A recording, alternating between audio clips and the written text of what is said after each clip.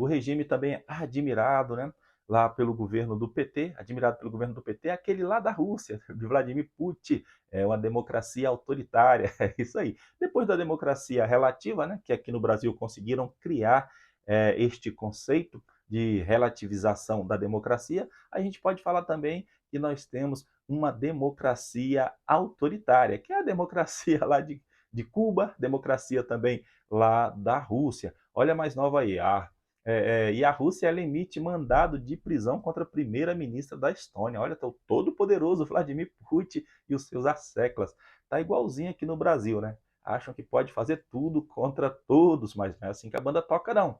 Então, vamos ver, entender esse imbróglio aí que a Rússia armou aí, está tentando apurar. Olha, é banalidade, tá? Para nós aqui, para o mundo, o restante da população mundial, soa-se como banal esta questão aí. Mas tudo gira em torno aí porque mandaram retirar estátuas que faziam alusões lá à ex-União Soviética. Então aí estão caçando só um pontinho para tumultuar a vida da Estônia ali. A Rússia é complicada, pessoal.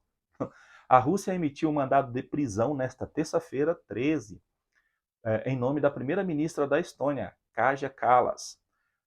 Taimar Peterkop, secretário de Estado de Kaja, e Simonas Kairys, ministro da Cultura da Lituânia, também estão na lista. Está mandando prender todo mundo. Conforme a agência de notícias russa TASS, a premier é acusada de, abre aspas, destruir monumentos aos soldados soviéticos, fecha aspas. O porta-voz do Kremlin, Dmitro Peskov, afirmou que essas autoridades são acusadas de tomar decisões consideradas, entre aspas, insultuosas à história e realizar ações hostis contra a memória. O aviso do Ministério do Interior russo, publicado ontem, 13, informou que a primeira-ministra estoniana é alvo de um, entre aspas, processo criminal na Rússia, mas não detalha as acusações. Então, na democracia autoritária russa, lá também, a regra lá é que os procedimentos e as ações judiciais tramitam tudo em sigilo, né? Alguma semelhança com algum país da América Latina, atualmente? Segundo o jornal The Moscow Times, Kallas foi incluída na lista depois de um discurso em apoio ao desmantelamento de um monumento soviético em Narva, cidade estoniana na fronteira com a Rússia. E cadê então aí a soberania da Estônia, né, pessoal? Então, assim, por isso que a gente não pode dar mole, abrir mão de defender a soberania de toda e qualquer nação. Uma vez relativizada a soberania, aquele país que se julga mais poderoso, mais imponente, vai estar sempre perturbando, incomodando aqueles países menos que têm ali o seu poder bélico menos favorecido. E é o que já está acontecendo ali naquela quadradeza ali próximo à Rússia, né? Já conta aí com quase 2 anos de ataques maciços contra a Ucrânia, agora já está ali também criando confusão com a Estônia por causa de monumentos de soldados soviéticos que estão localizados, né? Estão localizados numa cidade da Estônia. Então, assim, na Rússia já não tem nada a ver com isso. Perdeu, mané, perdeu ali a soberania e o comando sobre aquela faixa territorial. Agora quem manda no pedaço lá é a Estônia. Mas vamos aguardar aí e acompanhar os passos aí dos próximos dias para ver que imbróglio vai acontecer com essas estátuas na Estônia e esse mandado de prisão emitido aí pela Rússia contra a primeira-ministra da Rússia não, da Estônia. Vamos que vamos. Vamos lá. Vamos continuar aqui, vamos para a próxima notícia, que é uma pesquisa publicada lá nos Estados Unidos, né, da corrida presidencial para este ano. As eleições presidenciais americanas serão realizadas em novembro e o Donald Trump já está abrindo aí uma dianteira muito bacana em referente, em comparação aí com também pré-candidato que está nas primárias lá dos democratas, o Joe Biden. Né? Ele abriu agora 3 pontos de vantagem, aí, segundo a pesquisa realizada pela Reuters, em parceria com o Instituto Ipsos. Então é isso aí, vamos que vamos. Trump tem 37% das intenções de voto e Biden 34%, diz pesquisa. Então vai dar sim Donald Trump lá eleito nos Estados Unidos. E aí a gente vai começar esta contraofensiva, resgatando e defendendo os nossos valores éticos, morais, religiosos, familiares, as nossas liberdades. Mesmo sabendo que hoje o establishment mundial está com uma ofensiva muito dura contra a direita mundial, né? Lá na Alemanha já falam em eliminar ali registro de partidos de direita, que lá eles conceituam e definem esses movimentos conservadores como de extrema direita. Tudo usa subterfúgio para poder atacar, silenciar, calar, exterminar os partidos políticos que são de direita, né? Estão ali na sua essência de direita e buscam sim manter o conservadorismo por onde quer que seja, que possam atuar, que possam ali comandar as unidades, governar, vão estar sempre mantendo esse espírito conservador. Mas enquanto estiver brilhando a luz do conservadorismo lá no fim do túnel, estaremos sempre aqui firmes e fortes, palma no pé esquerdo, lutando para que esta chama nunca se apague. Lá o ex-presidente francês, né, pessoal, Nicolas Sarkozy foi condenado lá na França a 1 ano de prisão em regime domiciliar. Qual foi o crime que ele cometeu? Excesso nos gastos de campanha eleitoral. Um país onde a justiça ela tem de ser mais séria possível, acontece disso aí, né? Eu creio que ele vai recorrer. Eu estou achando que ele vai recorrer para o STF aqui no Brasil.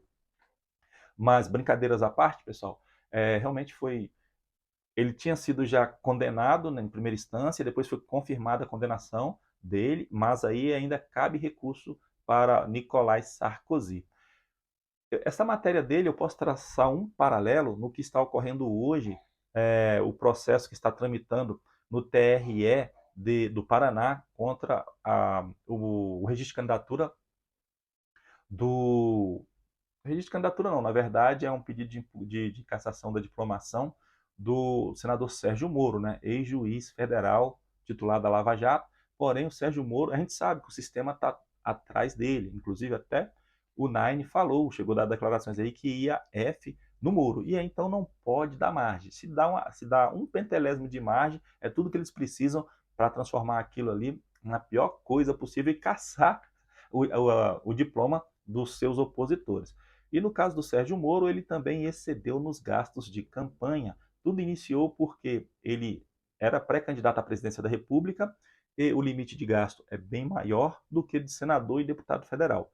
No meio da corrida da pré-campanha, ele não optou, não sair, mas não conseguiu vaga ali para se candidatar à presidência da República, então ele saiu como candidato ao Senado e continuou gastando, porém já tinha ultrapassado o limite de gastos para a campanha de senador. E aí ele extrapolou os limites de gastos ali. Por isso que eu vejo que é difícil ele não ser condenado nessa ação eleitoral que tramita lá no TRE do Paraná contra ele. Falando nisso, né, tem até a indicação agora do juiz que vai compor o colegiado, e aí compondo o colegiado vai agendar uma nova data para que seja julgada a ação contra o Sérgio Moro.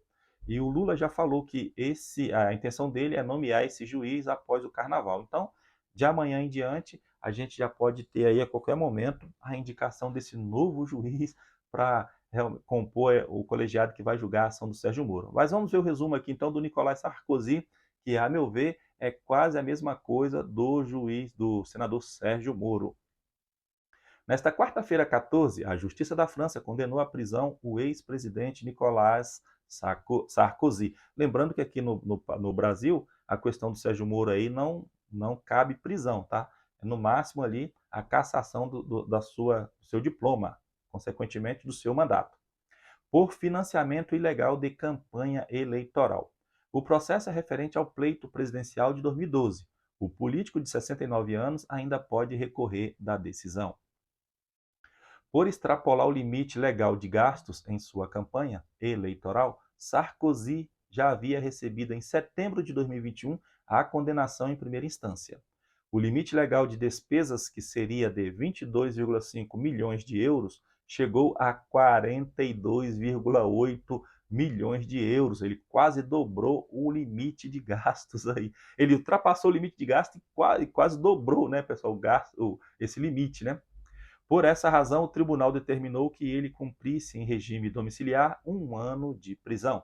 Então ele segue aí recorrendo. Agora é aquilo, se errou, tem que pagar pelo erro, né, pessoal? Então alguém deu mole, ou ele deu mole, ou a equipe dele deu mole, e eu já falei para os senhores aqui que eu dei mole na minha prestação de contas de 2022, conta eleitoral, então agora eu já fui condenado a devolver 7.118 reais para a Justiça Eleitoral, né? Então, falha minha, porque eu perdi o prazo para juntar a documentação exigida pela Justiça Eleitoral. E uma vez perdido o prazo é apenas de 3 dias, é muito rápido, muito exíguo, e aí eu não consegui, mesmo juntando em sede de julgamento lá no TRE Goiás, não foi aceita a juntada dos meus documentos.